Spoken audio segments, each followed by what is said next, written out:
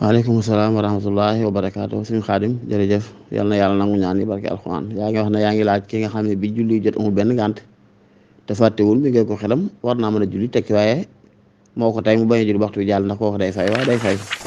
xam naa xëy na da nga ciy dégg dara boo tax ngay laaj bi ndax daa am ci xam ne ñuy wax ne imam Maalik wax ne kooku du fay maanaam ki faat julli te tey ko du fay fekk déedéet loolu njuumte la maa di waxul loolu maa ngi daa wax ne nit ki nga xam ne waxtu julli dugg na te fekk koog benn gànt mu teewlu fàttewut war a mën a julli waaye julliwul waxtu jaar kooku mëntu ko fay mooy yiw wu rëy faat na ko waxee mënatu koo dab waaye nag fiqhiyan moom faaw mu fay julli gi ak julli ku ko julliwul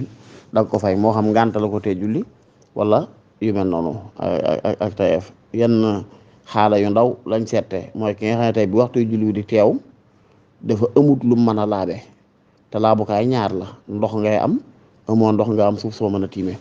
ki nga xam ne bi waxtu julli di teew moom amul ndox mu mën a laabe te yurutum jàpp amul it suuf su mën a tiime mbaa lu mu mën a tiime lu itam jàpp lu mën a tiime ko mooy suuf wala xeer wala yu mel noonu amu ci dara nekkul fu mën a jëfandikoo yooyu kooku dañ naan ko julli waru ko ndax da bokk ci sabab yi tax julli war la nga doon mukallaf ak doon ab jullit ci ni ko mën a waxee ba noppi doon ko laab bu dee jigéen bu laab ci mbërëg laab ci deret wasin waaye ànd ak waxtu yu dugg ba noppi booba jota mutataharan nga am luñ mën a laabe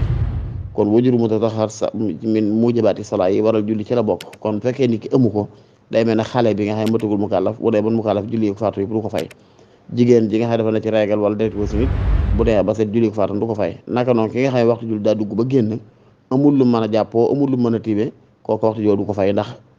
sa julli da koo warutoon am maa nag koo xam ne bi julli gi jot moom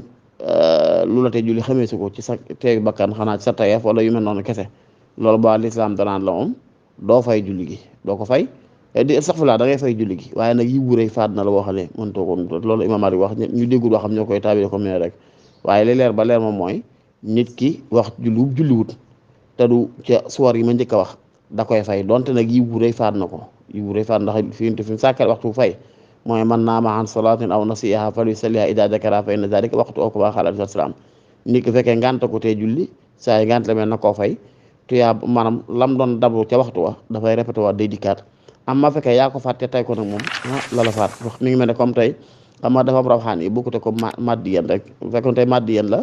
ñu ne ak comprimé bu ñu la ko joxee ne boo xëyee suba bala ngaa ndékki man nga koo naan ndax li ñu soxla rek mooy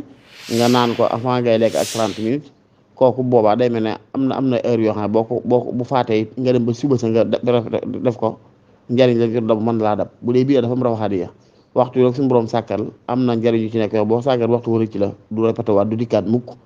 ki sharia gàddu ne njariñ la mu war a dabu ci waxtu bu ko faat day dikkaat mooy ki nga xam ne ngànta ko teewoon a julli kooku yërmande yàlla mën na ko dabaata bu ngànt la demee bu fekkee ku faatu bi mu fàttali ko wala fekkee ku mëntoon bi mu manee